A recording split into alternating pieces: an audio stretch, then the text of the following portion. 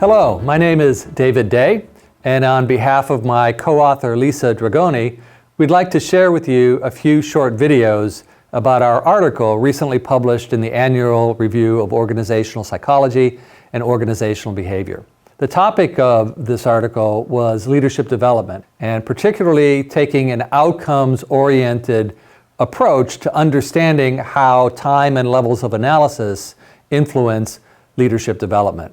So one of the first organizing principles that we used in this article was that of levels of analysis, specifically distinguishing between leader development and leadership development. These things happen at different levels and they involve different outcomes. So when we talk about leader development, what are we referring to?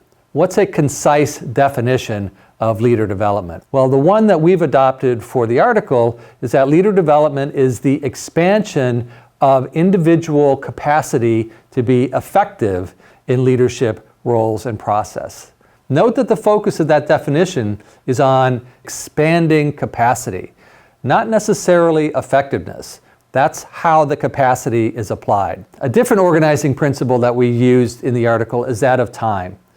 Things change at different speeds when we talk about leader development or leadership development.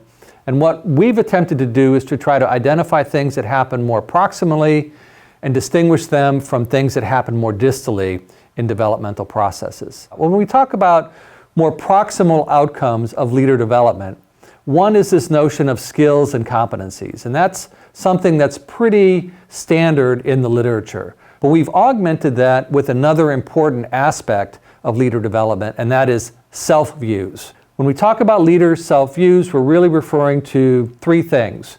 And these things can be expanded on as the research and the literature evolves. But we're talking about leader self-awareness, we're talking about leadership self-efficacy, and we're talking about leader identity.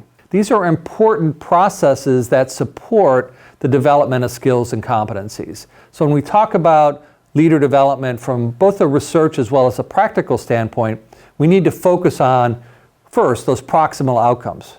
Now, what shapes those things, competencies and self-views? It's really not the intervention itself or the experience itself. What is antecedent to that is what the individual capabilities someone brings into that context, which are shaped by the experience and the intervention.